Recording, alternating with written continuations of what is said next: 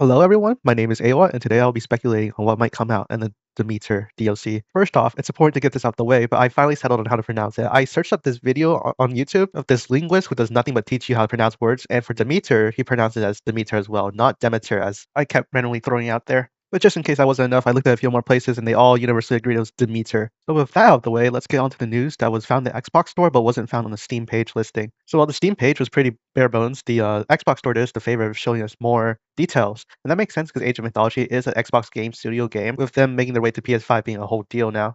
Anyway, I'm gonna read off the information I got here, but basically, the werewolf unit is called a Lycanthrope, and the Dryad unit you saw is called a Hamadryad. And finally, the flying hero is confirmed to be Icarus. Assuming this post is entirely accurate, but I believe it because who else in Greek mythology do you think of has wings like that? And in case you forgot, on the blog post of the official Age of Empires forum, it was revealed that this third myth unit was the Siren. But anyway, I'm surprised to use Hamadryads. Given that we already have Dryads in the game for the Atlanteans, I feel like with Greek mythology being so unique and all, they had a lot more options that looked unique. That wouldn't confuse the existing player base. But it is what it is. We can see that the decision has already made, so let's not dwell on that. I've been trying to search out the difference between them and do some research on it, but honestly, as you know, Greek mythology, there's not one single source on it. So, like, if you ask five self-proclaimed experts on Greek mythologies, you might get three different answers, all confidently saying the other one is wrong. So I'll just put a summary of all the information I put together. Essentially, what I discovered was a normal dryad is just a forest spirit, a spirit that lives in the general forest area, while a hamadryad, the new one, is a spirit that lives within the tree itself, like it's connected to the tree, and if the tree dies, it dies.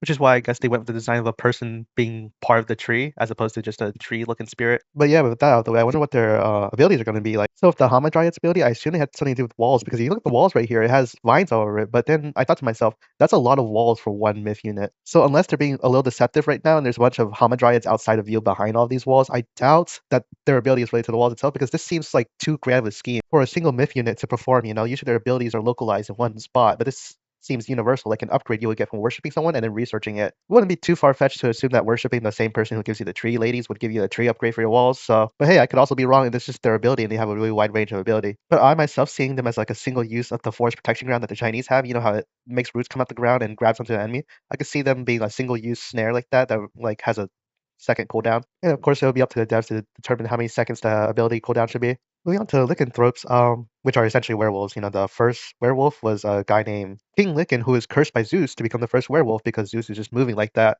And the news on the Xbox store named it as if like the version shown in this image was the upgraded version. And yeah, maybe not. We'll just have to see how that comes out. I did originally say in my first video that I thought this was an upgradable unit based on the armor, because usually units with armor in Greek mythology have upgrades based on the trend, like Cyclops or Minotaurs. I'm expecting the upgrade to not affect the ability and just be a stat upgrade to make it keep up with the ages, even though you get like a boost for each time you age up for myth units. A lot of people speculate that their ability is going to be turn other units to werewolves. I'm not sure if that was a Greek thing or a modern werewolf kind of thing, and I'm not sure also how that would work because having a bunch of werewolves spread would sound kind of crazy and busted. But we'll have to see.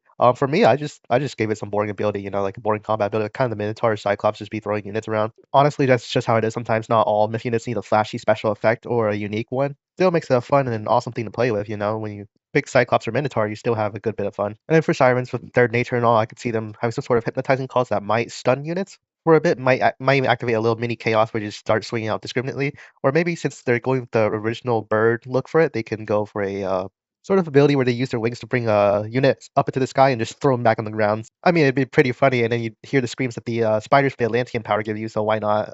They could reuse that sound effect or even add a brand new one. And yeah, that's all the myth units. But don't fret yet, because I think I got more to talk about. Because I've been discussing this, and my friends have been telling me that the berries are not yellow, but I genuinely think these berries are yellow. Like, there's a red berry right here, and you can clearly see it's red, a different color from these berries. So I'm gonna put them side by side and leave it up to you to determine if it's the lighting that makes them more yellowish, or is they're like actual yellow berries. But what I think is going on is the meter has the ability to grow berries because have you seen their blessing in gauntlet mode or arena mode? Their blessings to make a berry each time you build a granary or any sort of food drop site. So I don't think it'll be too far-fetched to believe they have some sort of tech that you can research that grows berries next to each of their food drop sites. And these berries will be indicated with the yellow berry to let you know, hey, these are berries grown from the tech and not like wild spawning berries. This also happens with the metasequoia trees for the Chinese tech where they can grow trees next to their base, or the cherry trees that spawn next to shrines for the Japanese in Age 4. I hope I didn't totally just butcher metasequoia trees there. And my mod for this game, which gives you vanilla plus maps, when I want to add metasequoia trees, it's honestly a nightmare because their name is so long and hard to spell, and if you mess up a single letter, your map just doesn't work until you fix it. But yeah, side rant aside, in case you guys didn't know, the metasequoia trees that grow from the Chinese actually give you more wood than the normal trees. they clock in at 250 wood, and the only other tree in the game that has 250 wood by default is the Gaia trees that you get from the Gaia power. The only difference between them and the Gaia trees is that woodcutters do not harvest faster from them like they do with Gaia trees. At least I think. Actually, you know what? I'm gonna experiment that for myself, and I'll be able to come back in the future and confirm that or not. But in this regard, I could see that the yellow berries grown from the Meteor's drop sites could result in something like that, where they contain more food or they harvest faster for people. I would put money on more food because harvesting fast is actually Raw's thing, in case you guys didn't know. But then again, a lot of people think that Age 1 farms is only exclusive to Shenong when other people have it too. So it's not uncommon for them to share trivial things like this. Or, you know, it could just be a visual indicator like, hey, these berries are grown by the technology as opposed to being wild berries, and there's no like sort of upgrade to them as in harvesting rate or food content, you know, just because visual indicators are important to the game. On top of having unique berries, she clearly has unique farms here. I'm not sure if this is gonna be like a deal where it's just only a visual thing once again, but it's gonna be an actual mechanic. I got my money on it being important, but you know, don't let your guard down. Expect the unexpected, and don't be disappointed when it turns out to be otherwise. But I'm thinking maybe this is an upgrade that is exclusive to her. Like perhaps she could start out with normal farms, and she has a tech you upgrade, and it just upgrades your farm to look like this. Like how when you upgrade your walls, it changes the look of your walls completely. It might even be an extra line upgrade. Like you know how Thor has extra upgrades in the armory. This could be like that, but for the farm economic upgrades in your granary. I did go back and make sure I wasn't confusing this for the Asian farms that the Chinese and Japanese pantheons have, and I can confirm that those farms at least have some green on them, while these are exclusively yellow. They definitely look like wheat, which is of course her whole thing. She literally wears a crown made of wheat in her picture. Either way, though, I'm excited to have more farms. In case you guys didn't know, I have a custom map called Haven Exploration, part of my mod pack, and it spawns wild farms on there. And the wild farm types do vary based on each map. So if I have a new farm type to put on there, I would love to do so, and just add an extra layer of randomization they can have, which is one of the reasons why I'm holding off till February to release the update to the mod. That and the fact I'm still behind and working on things right now. I'm reaching a bit of a boring curve right now in the mod, but hopefully I'll get back to making more new stuff. But yeah, I know she started with aggressive power, which is Wither, and it, you know, people were expecting her to be economic based, and she has this destructive power, but I don't think that prevents her from still having economic bonuses. Honestly, my 2 cents on why they didn't give her a farm power is because Shenong already has one. They didn't want to repeat too much. So yeah, I definitely don't think it disqualifies her completely from having the potential of having economic bonuses. And hey, she might not have any economic bonuses when she comes out, but I still think it didn't disqualify the possibility, you know? And then finally, we have this glowing building in the right-hand corner. Actually, there's this building too. I'm not sure what it is. I'm not sure if her temple is gonna look that unique or what, but that's also a new building. I did mention in my previous video that there was 2 building slots left in the Greeks, so it could be those 2. So maybe Hestia could be building focused and grant both of those, like how Helios grants mirror towers for the Atlanteans. But anyway, I was joking that since this building is glowing yellow, it'd be a hero building. But honestly, I don't see it having any sort of attack window unless it shoots fireballs from its furnace. But it does have quite a bit of cooked food around it, so maybe it has a little bit of a food trickle going on here, kind of like the relic that gives you the food trickle. I think it's called the fingernail something. And then there's the Egyptian tech, which is the blood of the Nile, I believe. I might be completely wrong. I just know them as the techs or relics that do those things. But yeah, kind of like those. But yeah, since we have it in the form of both a relic and a research technology, maybe it would be a power this time around, or a building. You know, just a new angle to approach that.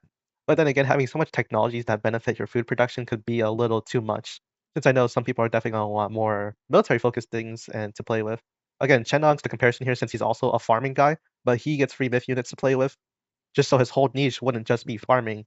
Oh yeah, while we're on the subject of food, I just want to take my piece and say out there that I want sheep in this game so badly. They're referenced in so many images, but they keep getting replaced by their evil brothers, the goats. I'm just kidding, I like goats too, but I just want both. But we could definitely use a 250 herdable in the game instead of a 300 or 400. But overall, the game could completely benefit by having sheep, since it's just been referenced in all of the original 3 mythologies, and several times by the game itself, mind you. But yeah, sorry about the random sheep detour, but back to the main subject. But yeah, we have pretty strong evidence suggesting that both Phariston and Hestia are the minor picks, but there's still one pick missing, so I wonder what that's going to be. Maybe someone can enlighten me. And then we only have 1 of 4 heroes revealed right now, which is Icarus, and of course, each Greek hero has 3 more. So there's still a lot of content up for grabs right now, but we'd love to see more. This is their first work week back since the holiday break, so let's not rush them. But I do hope that they announce something soon, you know, because the Steam store already says it's coming out February 10th. And some people thought that might have been a placeholder date, and it still could absolutely be, but they have another DLC for a different game releasing exactly 7 days later at February 17th. So I think that February is a good spot to assume that they're going to start releasing content in. Plus, if we're to expect the Aztecs by June, you know, then I don't know what other time frame they could be doing it. I might do an Aztec speculation video next, since my current series, the Dev Diaries, where I program a mod for Age of Mythology, is kind of on the halts right now. So if you have any ideas for that too, please enlighten me. But yeah, that's all I got, because we're feeding on crumbs here. It's just a single image. I'm surprised I was even able to talk this long over a single image. But yeah, I hope you all have a good day, and hopefully there's gonna be much more to talk about the Aztecs. It might even be a 3-parter or a 2-parter. But thanks for watching, and see ya.